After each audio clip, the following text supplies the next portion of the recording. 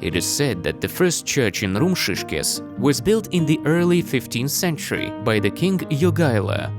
The origin of the church has an old legend which says that the King Jogaila, with his wife Queen Jadwiga and a company of clergymen, traveled from Vilnius to Kaunas through Rumšiškės on a sleigh. It was an early spring. The royal sleigh broke the thin ice in the rivulet and nearly sunk. Jadwiga gave a promise to build a church there should they escape to safety. And so they did. Jadwiga ordered the masters of Rumšiškės to build a small wooden church on the hill close to the dangerous place. The rivulet was called Nadzieja, which means hope in Polish language.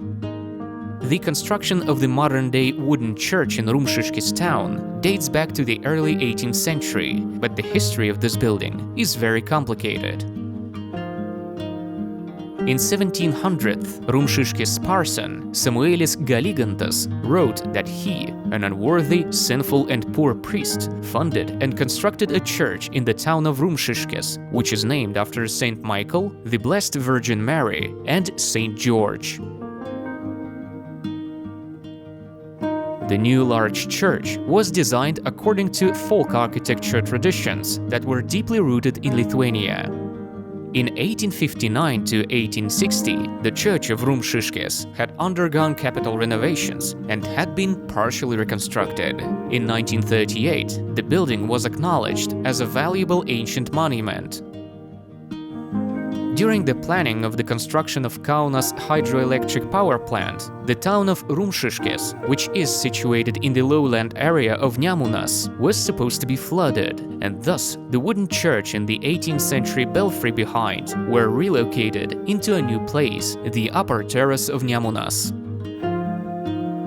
The building had to be taken apart, transported, and built anew. All elements were marked before the process. The works took place during the spring thaw, so no vehicle could drive up the steep and clay hill. They had to take a detour, driving about 18 kilometers instead of 200 to 250 meters. During the relocation of the church, workers found the remains of a 17th century nobleman with a wreath of precious metals. It could be that they are related to the invasion of the Tsarist Russia to Vilnius from 1655 to 1661 and could have been brought from Vilnius and hidden in Rumšiškės.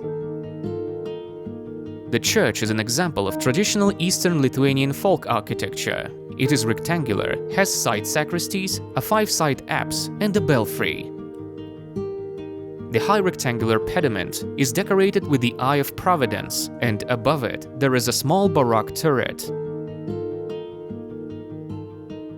The inside hall is divided into 3 naves by 2 pairs of thick square pillars with high pedestals and capitals decorated with grass snake heads. The belfry has 3 floors. Near the church there is a chapel of Saint Anthony, and in the cemetery there is a chapel of Saint Anne.